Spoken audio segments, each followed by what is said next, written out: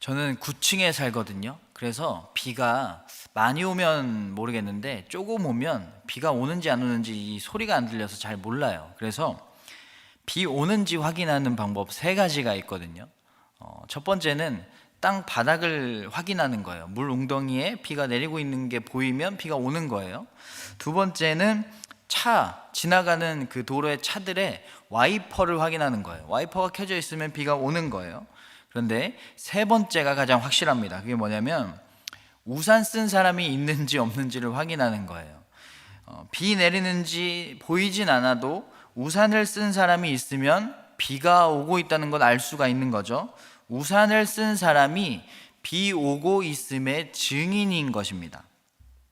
로마서에서 바울은요, 유대인도 엄청난 죄인이고 이방인도 엄청난 죄인이다 라고 계속 강조하는데, 유대인은 하나님께 선택받은 민족이지만 하나님 뜻대로 살지 않았기 때문에 죄인이다. 그리고 이방인은 너무나 더럽고 추악한 죄에 빠져서 살았기 때문에 죄인이다. 그래서 둘 다 죄인이기 때문에 누가 누구보다 높고 낮다라고 할 수가 없다라고 강조하고 있죠. 그런데 이렇게 죄인이니까 유대인들은 과연 하나님께 버림받았는가에 대한 물음이 생길 수 있는 그런 타이밍에 바울은 오늘 말씀에서 하나님은 결코 죄를 지었다고 해서 우리를 버리는 분이 아니다라고 말하면서 그 증거가 바울 자신이라고 이야기합니다.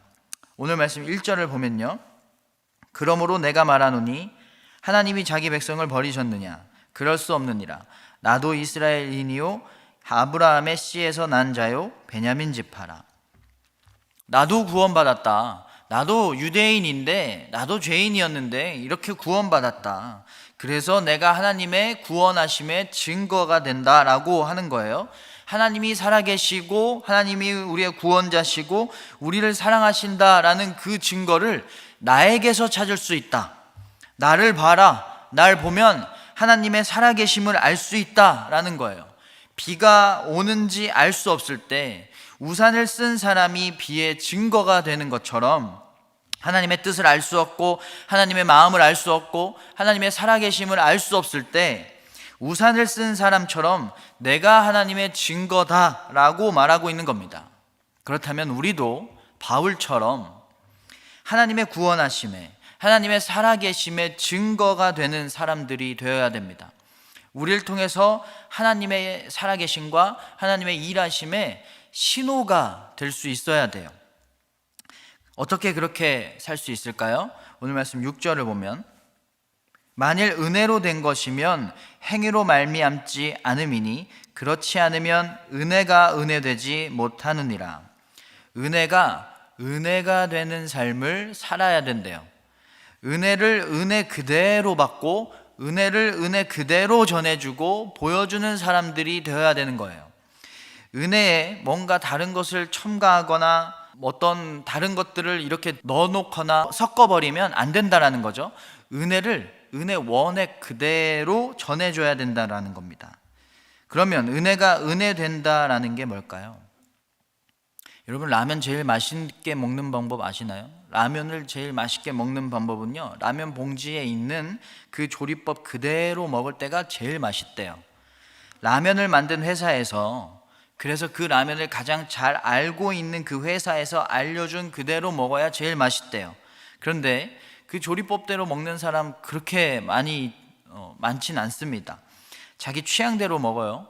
계란도 넣고 파도 넣고 고춧가루 넣고 심지어 우유를 넣기도 해요. 물을 더 넣거나 물을 조금 넣거나 더 오래 끓이거나 더 짧게 끓이거나 자기 마음대로 자기 취향대로 먹어요. 그러면 그 라면의 본연의 맛, 라면을 만든 사람이 의도한 맛을 맛볼 수가 없는 거겠죠. 하나님께 받은 말씀과 하나님께 받은 은혜 그대로 살아내야 되는데 자꾸 내 마음을 첨가하고 내 계획대로 살려고 하고 내 생각대로 말씀을 편한 대로 해석을 해요. 나 편한 대로 그렇게 살아가는 거죠. 말씀 그대로 순종해야 되는데 내가 원하는 대로 살려고 하는 거예요. 하나님이 정해 놓으신 그 내 삶의 레시피가 있는데 만드셨기 때문에 어떻게 살아야 되는지 하나님이 가장 잘 아시는데 하나님의 생각, 하나님의 은혜, 하나님의 말씀이 아니라 자꾸 내 생각을 넣고요, 내 연약함과 내 죄악을 내 삶에 첨가하려고 하는 거예요. 그렇게 하니까 하나님의 은혜를 은혜되지 못하게 하는 거죠. 하나님의 계획대로, 하나님의 은혜대로 살지 못하는 거예요. 은혜가 은혜되지 않는 삶인 거예요. 하나님의 은혜를 받았으면 하나님의 자녀로 온전하게 살아야 되는데, 하나님의 의도한 대로 살아야 되는데, 내 것을 위해서 살면요, 하나님의 은혜가 아무리 커도 나에게는 임하지 않은 거나 마찬가지예요. 6절을 다시 볼까요? 만일 은혜로 된 것이면 행위로 말미암지 않음이니 그렇지 않으면 은혜가 은혜되지 못하느니라. 우리가 구원받은 건 전적으로 하나님의 은혜 때문이라는 겁니다. 우리가 공로를 쌓거나 잘 믿어서가 아니라 전적으로 우리에게 주어진 은혜예요. 그래서 내 행위대로 구원받았다 라고 생각하면 이 구원이 은혜로 이루어졌다라고 설명할 수가 없는 거예요. 그러니까 내 행위를 첨가하면 은혜가 사라지는 거예요. 은혜가 없으면, 은혜가 성립이 안 되면 구원도 못 받는 거죠. 내 행위로는 구원을 못 받게 되는 거니까. 그래서 은혜를 은혜되게 해야 돼요. 그래야 우리도 구원받을 수가 있는 겁니다. 내 행위로는 구원받지 못하니까 은혜의 원액 그대로를 받아야 됩니다. 내 생각으로 희석시키거나 내 죄로 오염시키거나 내 욕심으로 은혜를 깎아버리면, 내 행위를 첨가하려고 하면 은혜를 경험할 수가 없는 겁니다. 그러면 은혜를 은혜되게 하려면 어떻게 해야 될까요? 낮아져야 됩니다. 겸손해져야 돼요. 하나님 앞에서 내 것을 내려놔야 됩니다. 유대인들은요, 율법을 지키고 그 율법을 행하면 그 행함으로 구원받는다고 생각했어요. 그 행하면 행할수록 구원에 더 가깝게 이를 수 있다라고 생각했어요. 자신의 행위와 자신의 어떠함이 높아져야 구원받는 거라고 생각한 거예요. 완전히 틀렸죠. 행위로는 구원받을 수가 없습니다.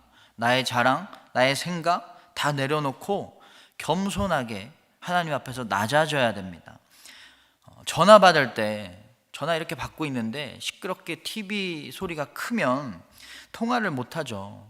TV 볼륨을 줄여야 상대방의 목소리가 그대로 잘 들릴 수가 있어요. 내 것을 내려놓고 낮춰야 하나님의 은혜가 은혜 그대로 보여요. 하나님의 말씀이 하나님의 말씀 그대로 들려요. 첨가되었던 내 것을 낮춰야 되는 겁니다. 오늘 말씀 4절을 볼까요? 그에게 하신 대답이 무엇이냐? 내가 나를 위하여 바알에게 무릎을 꿇지 아니한 사람 7,000명을 남겨두었다 하셨으니, 바알 신에게 무릎 꿇지 않고 하나님께 겸손하게 무릎 꿇은 사람 7,000명이 남아 있었다라는 거예요. 바알이 아니라 하나님 앞에서 겸손하게 하나님만 섬기고 낮아진 사람들이 있었다라는 거예요. 우리도 하나님 앞에서 내가 주인 삼았던 모든 것을 다 내려놔야 됩니다.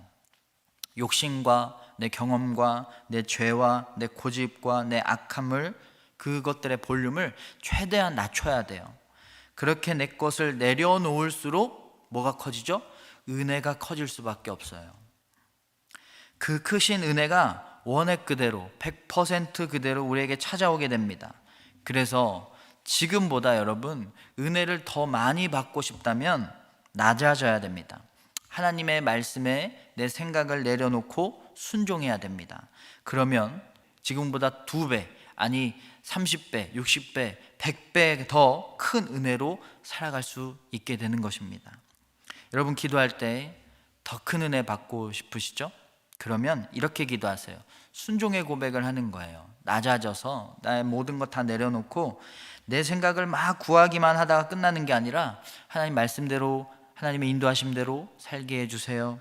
하나님께 순종하겠습니다 라고 고백하세요. 여러분 말씀 들을 때도 지금보다 더 큰 은혜 받고 싶으시죠? 그러면 내 생각을 다 내려놓고 그 말씀을 그대로 받아들이세요. 말씀을 읽을 때, 또 말씀을 들을 때 하나님 앞에 내 것을 다 내려놓고 말씀 그대로 받아들이는 겁니다. 그러면 말씀을 읽고 말씀을 듣다가 이전보다 더 큰 은혜를 경험할 수 있게 될 것입니다. 찬양을 할 때 하나님을 더 높여드리세요. 하나님을 더 경배하세요. 나를 내려놓고요. 그러면 찬양하다가 더 큰 은혜 받을 수가 있게 되는 것입니다. 낮아질수록 은혜는 커집니다. 겸손하면 겸손해질수록 하나님의 능력 그대로 다가올 줄로 믿습니다. 내가 낮아지고 겸손하게 엎드리면 그럴수록 은혜가 은혜 될 줄로 믿습니다. 내려놓으면 내려놓을수록 하나님의 큰 계획이 그 계획 그대로 내 삶에 경험될 줄로 믿으시길 바랍니다.